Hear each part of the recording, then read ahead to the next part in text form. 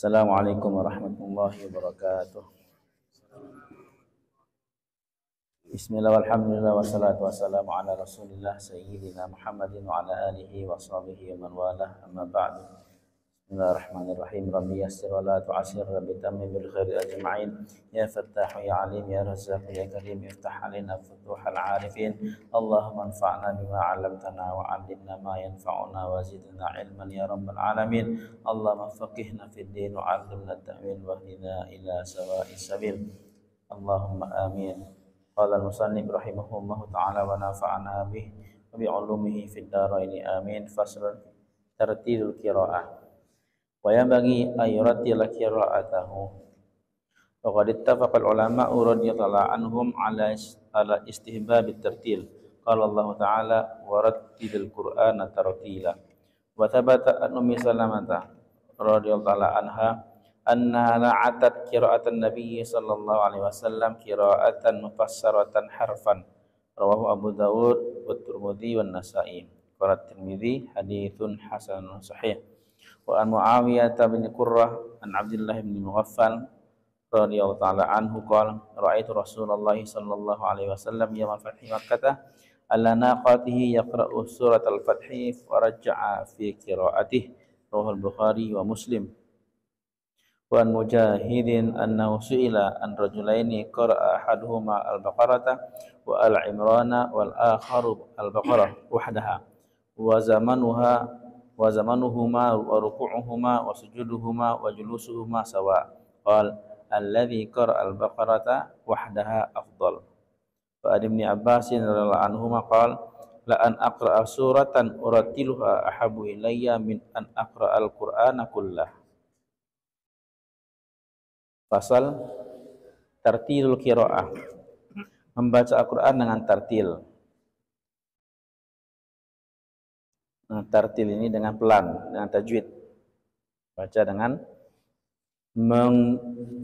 menyempurnakan hak-hak tajwidnya.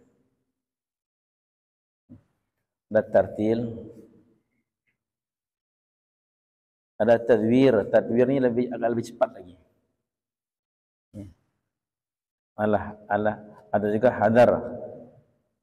Yang paling afdal adalah baca dengan cara tartil, pelan, ya, menyempurnakan hukum-hukum tajwidnya. Karena ada perintah Allah Subhanahu wa taala, warattilil Qur'ana tartila, dan bacalah Al-Qur'an dengan tartil. Hendaknya seseorang itu membaca Al-Qur'an dengan tartil. Ulama telah sepakat rahmatullahi alaihim atas sunnahnya membaca Al-Qur'an dengan tartil.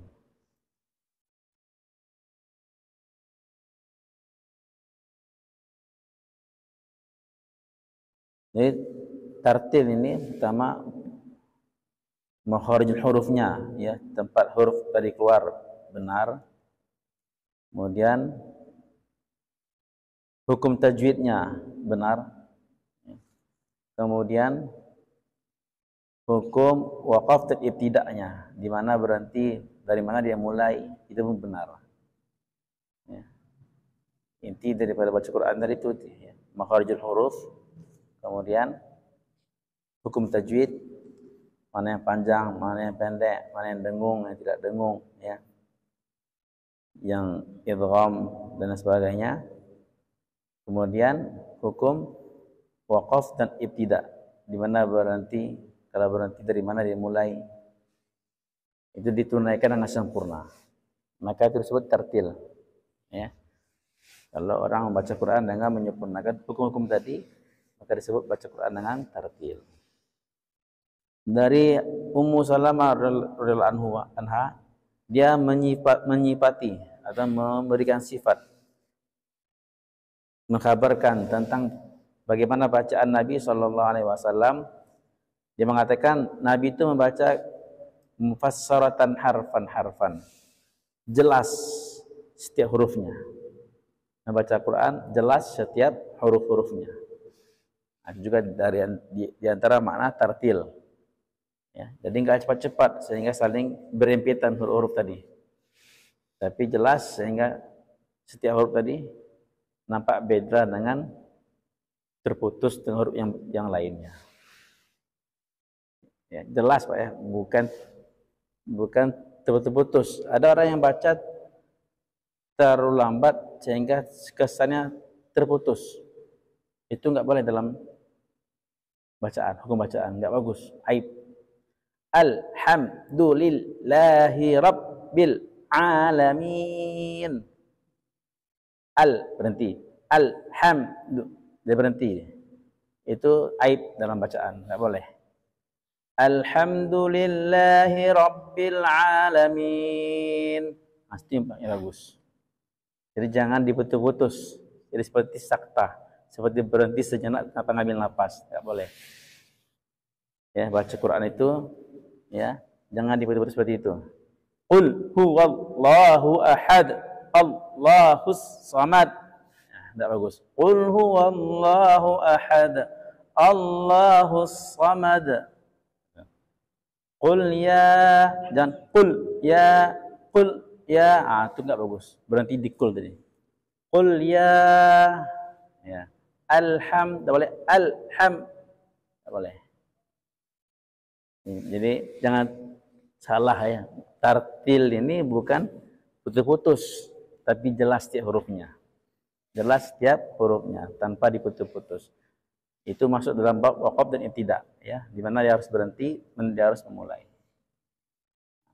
Panjang Pak, mungkin ada pelajaran khusus untuk tajwid ini. Kalau saya ini berkeinginan ya, pengajian orang tua ini harusnya ada pengajian Quran. Karena malu enggak gabung anak kecil-kecil, malu enggak ngaji ikut lagi sama anak kecil-kecil, malu gitu. Tapi mesti belajar. Enggak. Kalau enggak belajar walaupun 4 bulan tak iso. Kalau tajwid ketika keluar tidak memadai. Kalau tajwid ketika kita keluar itu hanya untuk memberikan gairah, semangat untuk belajar. Mesti ada khusus belajarnya. Kapan kita buat kelas Iqra orang tua-tua. Ya. Dari Sayyidina Muawiyah bin Qurrah, Muawiyah ini banyak sahabat nih, ada Muawiyah bin Abi Sufyan. Muawiyah bin Abi Sufyan dialah yang pendiri dinasti Umayyah. Dinasti Umayyah ya. Beliau adalah iparnya Rasulullah sallallahu alaihi wasallam.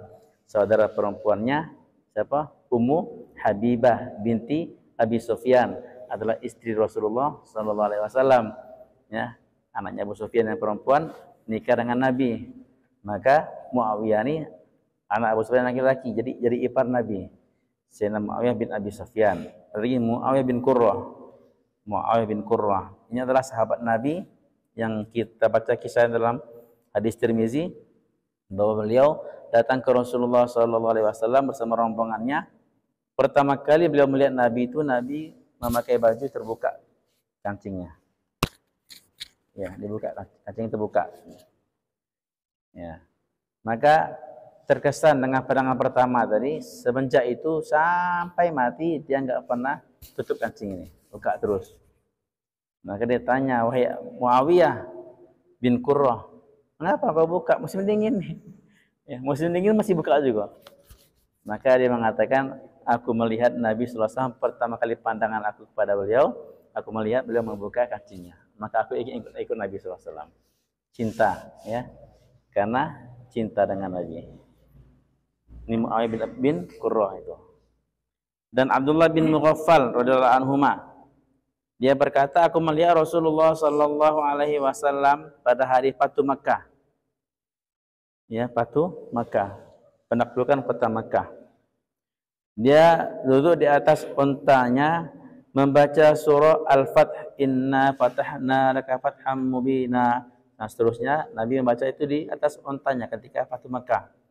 Dan Nabi baca dengan raja'a fi qiraati. Tarji' artinya di pelan-pelankan. Nabi baca dengan tartil, dengan pelan. Inna fatahna laka fatham mubina liyaghfira lakallahu ma taqaddama min dzambika wa ma ta'akhkhar. Pelan-pelan. Jadi kita ikut Nabi baca Quran dengan pelan-pelan. Jangan ingin cepat-cepat, ingin cepat khatam. Nah, ya. Baca pelan-pelan lebih bagus ketimbang baca cepat-cepat. Wa an Mujahidin annahu su'ila an rajulain. dari Sayyidina Mujahid dari tentang dua orang. Salah seorang di antara keduanya membaca surah Baqarah, surah Ali Imran, dua surat dibaca. Yang satu lagi baca satu surat, yaitu Baqarah saja. Tapi waktunya sama. Kalau ini setengah jam, ini setengah jam. Tapi ini setengah jam dapat dua surat. Ini setengah jam hanya dapat satu surat. Sujudnya sama, duduknya sama, semua sama, waktunya sama. Mana yang lebih baik? Maka kata Sayyidina Mujahid, yang baca satu surah saja lebih bagus. Lebih afdal. Kenapa? Karena dia lebih pelan. Lebih tartil ya. Nih. Baca setengah jam dapat dua surat, ini setengah jam dapat satu surat saja, Al-Baqarah saja. Maka ini lebih bagus, lebih afdal. Karena dia baca lebih tartil ya. Masya Allah. Kadang-kadang guru-guru di pondok tahfiz kesal ya. Ini perlu diperbaiki nih. Marah dia sama santrinya yang nyetor satu juz 40 menit, 45 menit, sejam. Ya Allah, marah dia. Lambat betul. Nah, ya kalau halnya lambatnya tak ada salah. Yang bacaannya lambat, dengan disempurnakannya, dengung-dengungnya, 6 harokat disempurnakannya, silakan, tak masalah. Ada orang yang lambat karena nggak lancar, itu lain lagi ya. Ada yang lambat memang cara dia baca lambat, nggak masalah. Orang yang terbiasa baca lambat, insya Allah bisa baca cepat. Sebaliknya, orang yang terbiasa baca cepat tidak akan bisa lambat. Disuruh lambat, hilang hafalannya. Ya gitu. Maka tuh yang dibiasakan tuh lambat. Cepat itu datang dengan sendirinya. Kalau sudah lancar tuh pasti cepat tuh lah. Ya, biasakan lambat. Bawa motor biasakan lambat. Cepat tuh nanti datang sendiri, tak perlu dipelajarinya. Disuruh lambat payah ya. Ada sekarang perlombaan, ya perlombaan paling lambat bawa motor 10 meter. Siapa yang kaki nggak nyentuh tanah, yang paling lambat sampai ke titik finish dia pemenangnya. Nah, itu ada perlombaan seperti itu, ya. Hebatnya gitu ya. Dari keseimbangannya lebih itu berarti. Wa an Ibnu Abbas radhiyallahu anhuma qala la an aqra'a suratan urattiluha ahabbu ilayya min an aqra'a al-Qur'ana kullah. Aku kata Sayyidina Ibnu Abbas, aku membaca satu surah Al-Qur'an dengan tartil lebih aku sukai daripada baca seluruh Qur'an tanpa tartil. Quran khatam 30 juz, tapi baca cepat. Tak ada tartil, tak dengung ya, dipantasi semua, enggak. Dengung sama bae. 6 rakaat 2 rakaat sama bae. Ya. Maka aku lebih suka baca satu surat dengan tartil ketimbang baca seluruh Quran tanpa tartil. Hebatnya dengan tartil tadi. Dan waqad nuhiya 'anil ifrati fil isra, dilarang kita terlalu cepat dalam baca Quran. Terlalu cepat dalam baca Quran. Wa yusamma al-hadz, itu disebut dalam bahasa Arab al-hadz. Ya, hadza yahudzu, terlalu cepat sehingga huruf-hurufnya saling berdempetan sehingga enggak jelas apa yang dibaca tadi. Fatabata Abdullah bin Mas'ud radhiyallahu anhu anna rajulan qala lahu inni aqra'ul mufassal fi raq'atin wahidah. Faqala Abdullah bin Mas'ud hadzan ka hadzis syair. Dikatakan kepada Abdullah bin Mas'ud bahwasanya seorang laki-laki berkata kepadanya, aku membaca surah mufassal, surah mufassal. Apa itu Pak mufassal itu? Surah yang pendek-pendek. Dari apa tuh? Dari surah apa? Mufassal itu. Dari surah Qaf sampai An-Nas.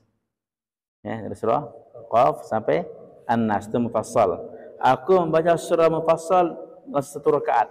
Dalam satu rakaat sekitar 5 juz tuh. Sekitar 5 juz kurang sedikit. Nah, 4 juz setengah lah ya. Aku baca surah Al-Fasl semuanya dalam satu rakaat. Maka kata Abdullah bin Mas'ud, hadzan ka hadzis syair. Kau bacanya cepat seperti baca syair. Inna aqwaman yaqra'una al-Qur'ana la yujawizu taraqiyahum. Sesungguhnya ada beberapa kaum mereka membaca Al-Qur'an, Quran tidak melewati tenggorokan mereka, hanya di mulut saja, enggak sampai ke hati. Enggak berkesan ke hati Quran tadi. Walakin idza waqa'a fil qalbi farasakha fihi nafa'. Tapi kalau dia baca Quran masuk ke dalam hatinya, nancap dalam hatinya, baru bermanfaat. Baru bermanfaat. Jadi yang kita inginkan manfaat Quran tadi, Pak, bukan hanya baca selesai tamat, enggak. Ya, tapi tidak ada manfaatnya. Maka itu kalau cara manfaat Quran masuk dalam hati kita adalah dengan pelan-pelan. Pelan-pelan bacanya. Baru bermanfaat. Rawal Bukhari wa Muslim. Wa hadza lafzu Muslim fi riwayatihi. Qala ulama at-tartilu musta'abun litadabbur li ghairihi. Ulama mengatakan baca Quran dengan tartil itu hukumnya mustahab, sunnah. Untuk apa? Supaya mudah dipahami. Untuk memahami, mentadabburkan Al-Quran dengan mudah dengan pelan-pelan. Kalau cepat, payah untuk tadaburnya. Dan yang lain juga, walaupun nggak bisa tadabur, tetap mustahab hukumnya. Kita orang ajam nih, orang nggak ngerti bahasa Arab, sampai nggak sama kan? Baca pelan, baca cepat sama nggak? Sama nggak ngerti, sama tak ngerti. Tapi beda, ya. Baca pelan, baca cepat, walaupun kita sama ngerti, tetapi baca pelan lebih afdal, lebih berkesan ke hatinya. Maka ulama mengatakan walihadza yustahabul at-tartil lil ajami, maka disunnahkan tertil itu pada orang ajam, orang non Arab, alladzi la yafham makna, yang tidak memahami makna Al-Qur'an itu, lianna dzalika aqrabu ila tauqir wal ihtiram, bukan tak memahaminya, tapi dengan baca pelan-pelan tadi lebih mudah kita untuk menghormati Quran dan mengagungkannya. Jadi perasaan mengagungkan dan mulia Quran tadi lebih ketimbang baca cepat. Kalau baca pelan-pelan tadi. Wa asyaddu ta'thiran fil qalbi, dan baca pelan lebih mengesankan dalam hati. Nah, ya, lebih mengesankan dalam hati. Jadi santai-santainya Pak, enggak masalah. Ya. Dengan tergesa-gesa. Satu halaman kita baca dengan tartil, Masya Allah. Itu lebih bagus daripada tanpa tartil. Faslun qira'atu ayatir rahmah wal adab. Maka tartil ini perlu kita belajar. Ya, perlu belajar, Pak. Enggak bisa kita dengan YouTube, enggak bisa. Ya, ada beberapa ilmu yang kita ni tak bisa kalau enggak ada guru. Otodidak tak akan bisa. Ya. Al-Qur'an ini termasuk baca lafaznya, ya. Tak bisa kita otodidak, enggak. Belajar sendiri atau belajar dari YouTube, dari Google, tak bisa. Mesti ada guru. Nah, itu. Beri waktu untuk Al-Quran. Faslun, membaca ayat-ayat rahmat dan ayat-ayat azab. Ya, Quran ini ada ayat yang berisi rahmat tentang surga, tentang rahmat Allah. Ada ayat yang mengandung azab, cerita tentang azab, tentang neraka. Nah, ketika kita baca Quran tadi, bagaimana adabnya? Wa yusta'abu idza marra bi ayatin rahmah ayas'alallaha ta'ala min fadlih. Disunnahkan apabila kita kita baca Quran lewat ayat-ayat rahmat, ayat-ayat yang menceritakan tentang rahmat Allah, surga Allah, keridhaan Allah, maka disunnahkan kita meminta kepada Allah rahmat Allah. Allahumma inni as'aluka min rahmatik. Allahumma inni as'aluka rahmatak. Allah marhamni, Allahumma inni as'aluka rahmatak, ya. Minta rahmat Allah. Wa idza marra bi ayatin azab, kalau kita lewat ayat tentang azab Allah, tentang murka Allah, tentang neraka, ayasta'idza billahi minasyarri aw minal azab, maka disunnahkan kita berlindung kepada Allah dari keburukan dan azab. A'udzubillahi minan nar, a'udzubillahi minasyarr. Berlindung kepada Allah. Setiap lewat ayat rahmat, ayat azab, maka disunahkan berdoa, minta rahmat atau minta perlindungan dari azab. Aw yaqul Allahumma inni as'alukal afiyah. Doanya apa? Allahumma inni as'alukal afiyah. Ya Allah, kami minta kepada Engkau afiat. Atau doanya lain, as'alukal afiyah min kulli makruh. As'alukal afiyah min kulli makruh. Aku minta kepada Engkau ya Allah afiat dari semua yang enggak disukai. Afiat dari semua yang tidak disukai. Afiah ini suatu bahasa Arab yang tidak bisa diterjemahkan dalam semua bahasa lain. Ini hebatnya bahasa Arab nih. Afiah. Ya, termasuk satu kata dalam bahasa Arab yang susah untuk diterjemahkan dalam seluruh bahasa yang bukan Arab. Dalam bahasa Inggris apa? Tak ada. Dalam bahasa Indonesia, tak ada satu kalimat yang meliputnya. Ya, dia afiat itu adalah kesehatan, terjaga daripada semua bala-bala bencana, ya enggak? Kemudian keberkahan rezeki juga termasuk dalam situ. Enggak. Semua masuklah itu. Kebaikan dunia akhirat masuk dalam afiat tadi itu. Maka tidak ada satu terjemahan yang tepat untuk afiat ini. Ya Allah, aku minta kepada Engkau afiat dari semua yang tak disukai, ataupun doa-doa yang lain. Apabila wa idza marra bi ayatin tanzihil lillahi subhanahu wa ta'ala nazha. Kalau kita melewati ayat yang di situ mengandung penyucian kepada Allah Subhanahu wa taala, ya. Ayat yang muji-muji Allah, ya, yang menerangkan tentang kebesaran Allah, kehebatan Allah, maka kita disunnahkan untuk membaca ada subhanallah atau memuji-muji Allah juga. Seperti baca subhanallah atau tabaraka wa ta'ala atau jallat 'azamatu rabbina, ya. Jadi disunahkan memuji Allah juga. Faqad sahha an Hudzaifah bin Yaman radhiyallahu anhu maqal sallaitu ma'an nabiy sallallahu alaihi wasallam dzata lailatin faftahal baqarah faqultu yarka'in dal mi'ah thumma madha faqultu yusalli biha fi ra'ah famadha faqultu yarka'u biha thumma iftataha an-nisa faqara'aha thumma iftataha ala imran faqara'aha bi yaqra'u mutarassilan idza marra bi ayatin fiha tasbih sabbah wa idza marra bi ayatin su'al sa'al wa idza marra bi ta'awudin ta'awwadh. Nah, ya. Kata Hudzaifah bin Yaman radhiyallahu anhu, aku suatu malam salat bersama Nabi SAW, ikut salat tahajud dengan Nabi. Maka Nabi SAW memulai bacaan dengan Al-Baqarah. Habis Fatihah, Nabi baca surah Al-Baqarah. Aku berkata dalam hatiku, mungkin Nabi akan rukuk pada ayat ke-100. Pada ayat yang ke-100. Berapa ayat surah Al-Baqarah? Ya, 2 juz setengah. Berapa ayat? 280? 84 apa? Nah, lupa saya enggak. Jadi tengok berapa? 86. Betul. 286. Ini itu. Jadi surah Al-Baqarah itu kata Hudzaifah mungkin Nabi akan rukuk pada ayat yang ke-100. Sampai yang ke-100 Nabi terus baca, enggak rukuk. Maka aku berkata dalam hatiku, mungkin Nabi akan rukuk setelah habis surat. Habis surah Al-Baqarah, Nabi langsung sambung surah An-Nisa. Pada waktu itu, tertib Quran, Al-Baqarah, Nisa, baru Ali Imran. Belum tertib sekarang ini. Tertibnya sekarang apa? Baqarah, Ali Imran, Nisa. Tapi pada waktu itu, tertibnya terbalik.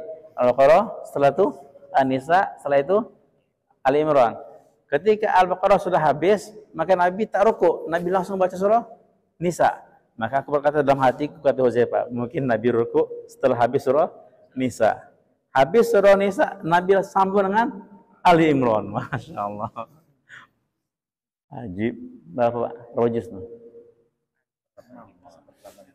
Baqarah 2,5 juz. Sampai dengan Ali Imran sampai juz 4, 3/4. Juz 5 kurang 1/4. Sampai tambah An-Nisa sampai juz 6. Ya, 4, 5, 6, juz 6 1/4. Jadi 5 juz 1/4. Satu rakaat. 5 juz 1/4 lah.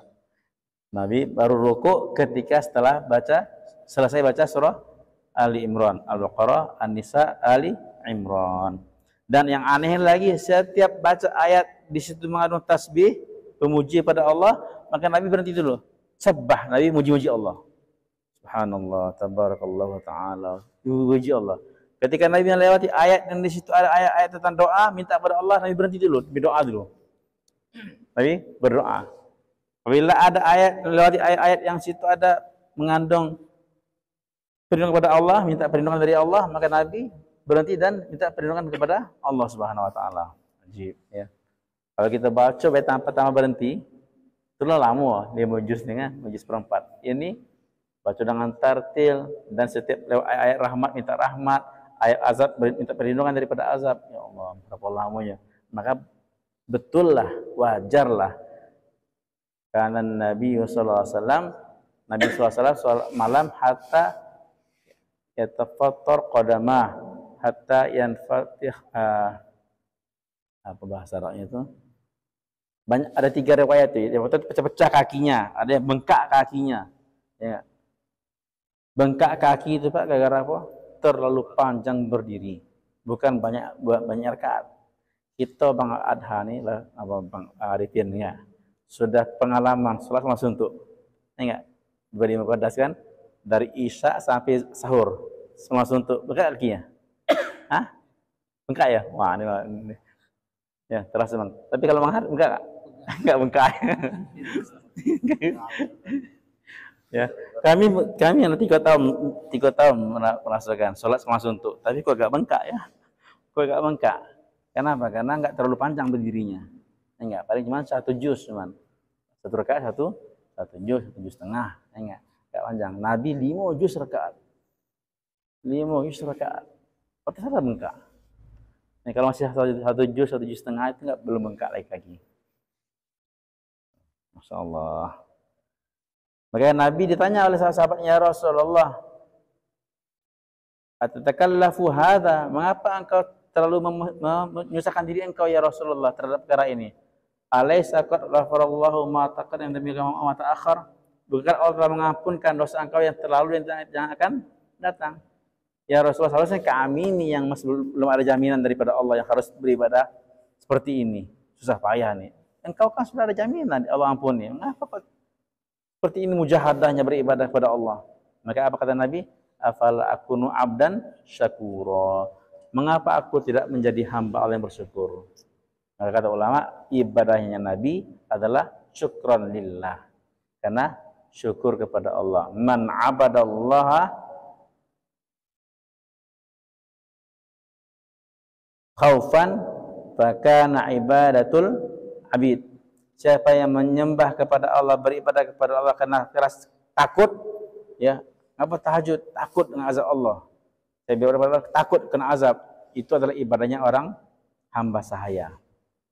Siapa yang menyembah Allah karena mengharap pahala, itu adalah ibadahnya tujar, pedagang. Ingin untung terus. Ingin untung. Dan enggak apa-apa ya. Bagus juga. Tetapi siapa yang menyembah, beribadah kepada Allah dengan syukur, dengan perasaan syukur kepada Allah, itu ibadatul ahrar. Itu adalah ibadahnya orang merdeka. Itu kata Sayyidina Ali. 3 orang beribadah, tipenya. Tipe orang hamba, tipe pedagang, tipe orang merdeka.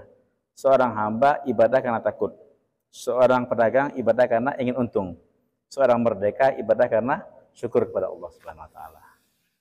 Maka Sayyidina Abu Bakar doa, Allahumma ja'alni minal qalil. Allahumma ja'alni minal qalil. Ya Allah, jadikanlah aku orang yang sedikit. Ya Allah, jadikanlah orang yang sedikit. Mengapa? Karena dalam Quran, i'malu Daud syukra wa qalilum min ibadiyasy syakur. Wahai keluarga Daud, beramallah kalian karena syukur, dan sedikit hambaku yang bersyukur kepada Allah. Allah mengatakan, sedikit hambaku yang bersyukur. Maka Sayyidina Abu Bakar doa, Allahumma ja'alni minal qalil. Ya Allah, jadikan aku yang sedikit ini, Allah. Ya Allah, jadikan aku yang sedikit ini, Allah. Karena sedikit yang bersyukur tadi. Semoga menjadikan kita orang bersyukur, insyaallah. Yang sedikit tadi ya. Allah ya Rabbi, ini bagaimana kisah salat malamnya Nabi sallallahu alaihi wasallam. Qala ashabuna rahimahumullah ta'ala, wa yustahabbu hadha as-su'al wal isti'adzah wa tasbih li kulli qari. Disunnahkan doa ketika baca Quran, doa, baca ta'awuz, berdiri kepada Allah, kemudian baca tasbih ketika melihat ayat yang muji-muji Allah, ya, itu disunnahkan dalam semua keadaan, baik dalam sholat ataupun di luar sholat, baik bagi imam ataupun bagi makmum, disunahkan. Ya, kalau lihat ayat-ayat yang di situ diminta kita untuk berdoa, terdoa. Ya, atau ada jawaban kan? Ada jawaban kan? Alaihissallahu bi ahkamil hakimin. Apa jawabannya? Bala wa ana ala minasy syahidin. Fasabbih bihamdi rabbika wastaghfir innahu kana tawwaba. Apa jawabannya?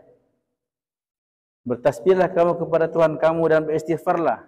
Sesungguhnya Dia Maha Penerima taubat dan Maha taubat. Maka apa jawabannya? Setelah baca itu, subhanallah, astaghfirullah. Kenapa? Karena ayat turun, fasabbih, kamu bertasbihlah kamu kepada Tuhan kamu, wastaghfir, dan istighfarlah kepada Dia. Maka setelah kita baca, subhanallah, astaghfirullah, Allahu akbar. Ya. Banyak lagi ayat yang lain kan. Maka fasabbih bihamdi rabbika bismillahil azim. Baca subhana rabbiyal azim. Baca subhana rabbiyal azim karena sesuai dengan perintah Quran tadi. Fasabbih bismi rabbikal azim. Maka subhanallahil azim. Ya. Nah, kata dalam hadis Syafi'i ini disunnahkan, baca doa-doa ini disunnahkan bagi semua bacaan, baik dalam sholat ataupun di luar sholat, baik bagi imam atau bagi makmum, itu disunnahkan. Ya. Dan ini adalah pendapat Imam Syafi'i, pendapat Imam Maliki, pendapat Imam Hambali. Tiga imam mengatakan sunnah. Ada pun Imam Abu Hanifah mengatakan makruh dalam sholat. Abu Hanifah mengatakan makruh membaca dalam sholat. Ya, maka kalau di sana tuh alaihissallahu bi ahkamil hakimin. Allah itu enggak dengar baca-bacaan. Kalau di Indonesia kan apalagi di sini bukan surah Sabih itu Inna hadza lafis suhufil ula suhufi Ibrahim wa Musa alaihi wassalam. Di sini kan, di sana enggak makruh hukumnya. Ya. Jadi bagi Abu Hanifah dalam Hanafi makruh hukumnya dalam sholat, hanya boleh di luar sholat. Tapi kita Imam Nawawi rahimahullah mengatakan was-shawab qaulul jamaahir lima qaddamna. Yang lebih benar adalah pendapat jumhur ulama. Itu diperbolehkan, dianjurkan dibaca dalam semua keadaan. Tapi harus dengan dalam sholat harus dengan bahasa Arab, ya. Tak boleh kita jawabnya dengan bahasa Indonesia. Fasabbih bihamdi rabbika wastaghfir innahu kana tawwaba. Ya Allah, ampuni aku ya Allah. Ampuni aku ya Allah. Batal sholatnya enggak bahasa Indonesia. Ya.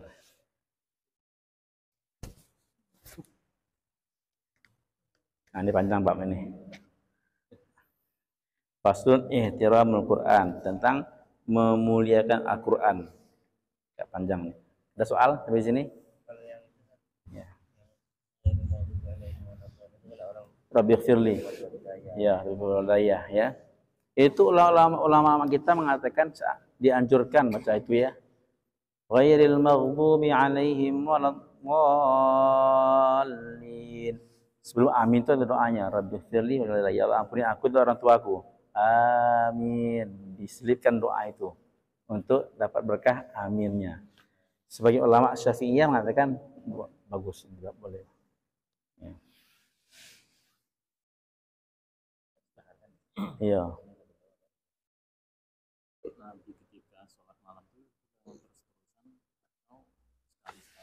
Iya, nanti ya kalau kami di Buluran Masjid Al-Ansar sudah sampai bab itu, bab sholat malamnya Nabi, bab sholat malamnya Nabi. Jadi sholat malamnya Nabi ini banyak riwayat ya. Pertama tentang jumlah rakaatnya ya. Dari 7, 9, 11, 13, 15, 17. Ada semua riwayatnya. Nah, kemudian ada juga hadis dari Ibnu Aisyah, Nabi kalau di malam tidak bangun ya. Tidak pernah Nabi SAW malam tidak bangun, mungkin karena Allah tidurkan beliau ya, sehingga jadi sunnah bagi umatnya, maka Nabi membayarnya, mengqadhanya di siang hari, sholat 12 rakaat, sholat 12 rakaat antara isyraq dengan zuhur, waktu duha.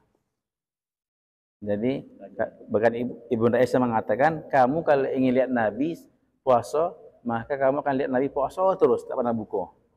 Tapi kalau kamu ingin lihat Nabi berbuka, kamu akan lihat Nabi berbuka terus tak pernah puasa.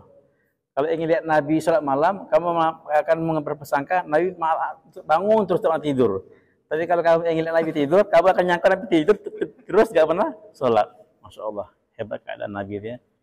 Maka mudah itu ditiru oleh semua orang, semua golongan.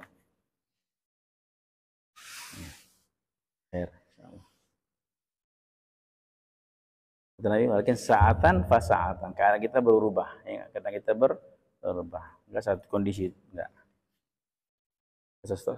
Tiga orang datang ke rumah istri Nabi bertanya tentang ibadahnya Nabi.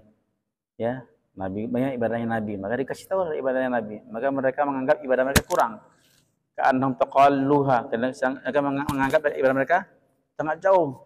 Maka mereka, ini Nabi seperti ini, apalagi kami ini. Aduh, gitu. Untuk mengajarnya, maka bertambah kata, amma ana, adapun saya, fa usalli al-laila wa la arkudu abada. Aku kan salat malam sepanjang malam, takkan tidur sampai mati. Takkan mana? Tidur terus sepanjang malam. Yang kedua mengatakan, amma ana fa asumud dahar fala uftir abada. Aku puasa setiap hari, tak pernah berbuka lagi. Tak pernah berbuka, artinya enggak pernah satu hari pun tidak puasa, batal. Yang ketiga kata amma ana a'tazilun nisa fala atazawwajun nisa. Aku akan menjauhi perempuan, tak akan menikah.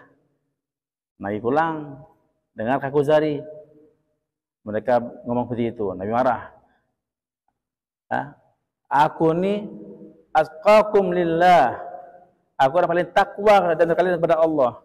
Akhsyakum billah, paling takut kepada Allah daripada kalian semua. Aku paling tinggi takwa dan takut kepada Allah.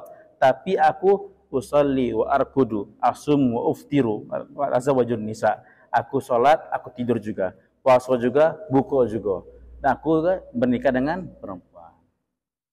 Gak bisa, ya Islam gak bisa meninggalkan sisi kemanusiaan kita. Ya. Yang waktu Nabi sholat malam juga, sahabat itu tiba-tiba ngikut apa dipukulan dulu apa? Ya. Mungkin Nabi tidak tahu kan ada yang ikut ya. Kalau ada yang tahu, tidak. Jadi dia tak dari awal ngikut ya. Ngikut ketika Nabi sedang sholat. Dan ingat ya, kita kalau mau jadi makmum dengan orang sedang sholat sendirian kan, kita nggak tahu lah apakah sholat wajib dia apakah sunat. Boleh. Kalau Syafi'i kita boleh bermakmum kepada orang yang sholat sunat. Kalau kita sholat wajib. Bahkan dia niat yang lain, kita niat lain pun boleh. Ya enggak? Dia niat zuhur, kita niatnya asar itu sebaliknya, itu pun boleh. Lain dia sholat sunat, kita niat sholat wajib, boleh enggak? Boleh. Jadi bagaimana caranya kalau kita tidak jadi tepuk? Ya, tepuk itu bukan sunnah. Ya, bukan sunnah. Artinya apa? Hanya untuk untuk memberitahu kepada dia bahwa saya ikut kamu. Supaya apa? Supaya dia tukar niat jadi imam. Sehingga dia dapat pahala sholat berjamaah. Seandainya kita nggak tepuk pun sah. Sah. Ya, seandainya dia nggak niat jadi imam, sah juga kitanya. Dia sah, kita sah itu. Kalau dia sudah lihat kita ngikutin dia, tentu dia akan tahu kan, ini ikut aku nih. Ya, jadi tidak mesti tepuk. Gitu. Itu hanya supaya kita memberitahu dia, saya ikut kamu rubahlah niat jadi imam. Nah itu maksudnya. Tanpa itu pun kalau dia sudah tahu, maka dia akan rubah niat jadi imam. Tahu ya.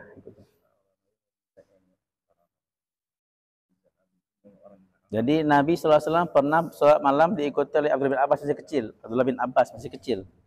Abdullah bin Abbas sholat di sebelah kiri Nabi. Maka Nabi jewer telinganya. Putar. Ya, putar.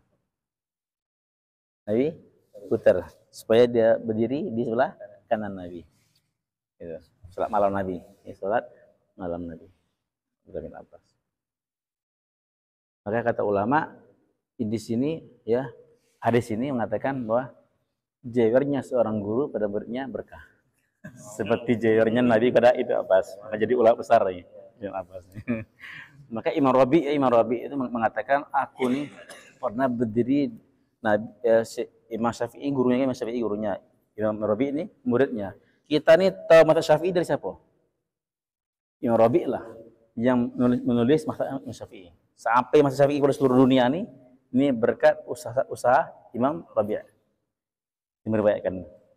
Dia Imam Rabi' mengatakan, aku pernah berdiri Imam Syafi'i di atas kuda dia. Aku diri dekat kuda tuh. Imam Syafi'i jewer dengan aku. Jewer dengan aku merasa di hatiku ada imam kayak gini. imam kayak gini. Setelah aku baca hadis Abdullah bin Abbas, Nabi menjewer telinga dia, maka aku tahu ya Allah berkah. Emang Imam Syafi'i tidak akan berbuat sesuatu tanpa ada dalilnya. Tanpa ada dalilnya.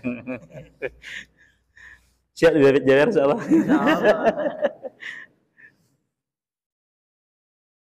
Ya. Lagi Pak?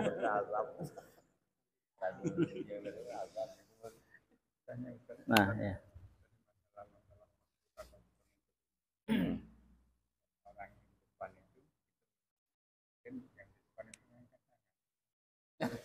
Ya, ada yang ketika ditepuk dia gini. Atau dia gini. Artinya dia nggak siap jadi imam. Artinya jangan jadikan saya imam. Begini, dia nolaknya. Ya kalau dia gini salah. Maksud ada apa juga? Saya pernah ya dapat orang seperti itu, kita di belakang dia kita jadi imam dia gini. Tapi kita maksud juga kan, akhirnya cepat ya. Kita nggak bisa ikuti dia, cepat. Allah Akbar. Ya. Ada orang yang nggak mau jadikan imam kan, jadi gini dia. Sudahlah kita tinggalkan. Ada lagi Pak? Pertanyaan? Cukup insyaallah. Ya. Nah. Subhanallah bihamdihi, subhanallah hamdika, asyhadu an la ilaha illa anta, astaghfiruka wa atubu ilaik. Assalamualaikum warahmatullahi wabarakatuh.